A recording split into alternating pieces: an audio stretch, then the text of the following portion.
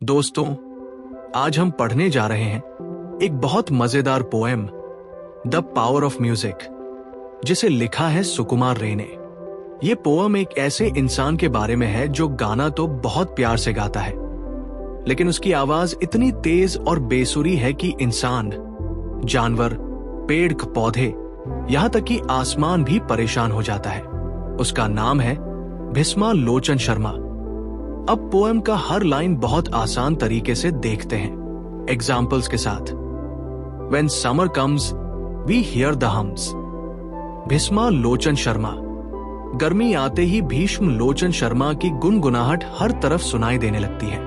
कवि बताना चाहते हैं कि जैसे ही मौसम बदलता है, शर्मा जी का सिंगिंग सीजन शुरू हो जाता है। जैसे गर्मी में हर घर में कूलर की घूंघू सुनाई देती है, वैसे ही गर्मी में शर्मा जी की सिंगिंग हर तरफ फैल जाती है। You catch his train on hill and plain from Delhi down to Burma. Delhi से लेकर बर्मा तक पहाड़ों और मैदानों में उसकी आवाज सुनाई देती है। ये बात सच नहीं, बस मजाक में एग्जैजरेशन है।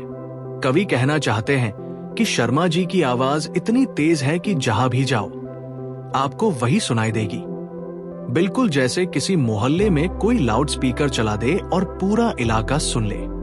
He sings as though he's staked his life. He sings as though he's hellbent.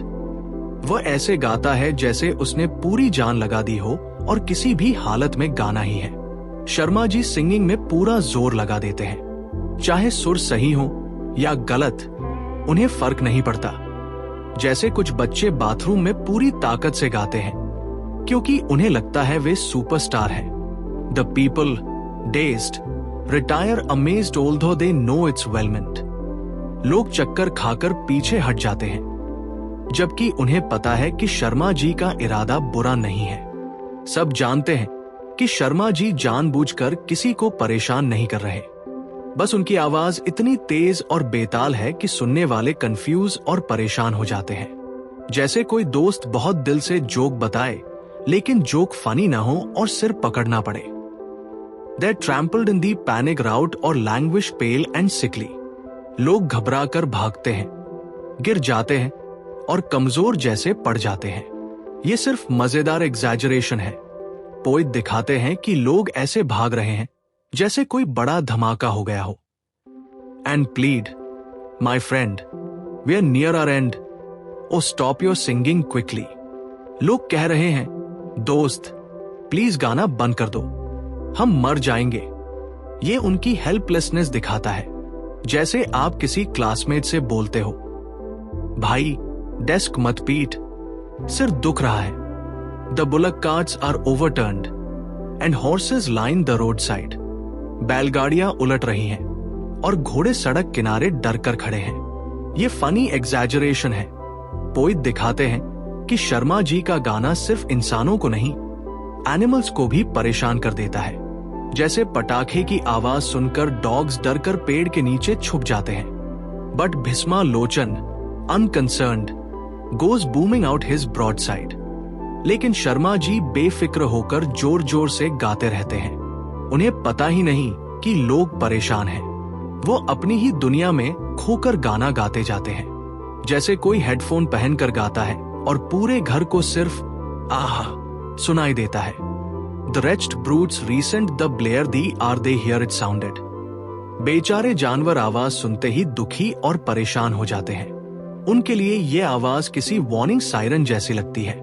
They whine and stare with feet in air or wonder quite confounded. कुछ जानवर रोने जैसी आवाज निकालते हैं, कुछ उछलकर गिर जाते हैं, कुछ सिर्फ घूरते रहते हैं, क्योंकि उन्हें समझ ही नहीं आता कि हो क्या रहा है। ये पूरा सीन कार्टून जैसा है और पोइट जानबूझकर फनी रिएक्शन डालते हैं। The fishes dived below the lake in frantic search for silence. मछलियां शांत जगह ढूंढने के लिए पानी के नीचे भाग जाती हैं। जैसे हम शोर से बचने के लिए कमरे का दरवाजा बंद कर लेते हैं, वैसे फिश गहरे पानी में छिप जाती है। The very trees collapse and shake, you here the crash a mile hence. पेड़ भी हिलने और गिरने लगते हैं और क्रैश दूर तक सुनाई देता है। यह भी एग्जैजरेशन है। पोइट एक ऐसा सीन बनाते हैं जहां नेचर भी बोल रही है, अब बहुत हुआ। And in the sky the feathered fly turn turtle while they are winging. उड़ते पक्षी उलटकर गिरने लगते हैं, जैसे किसी ने अचानक तेज क्लैप की हो और चिड़िया डरकर अपनी दिशा बदल दे।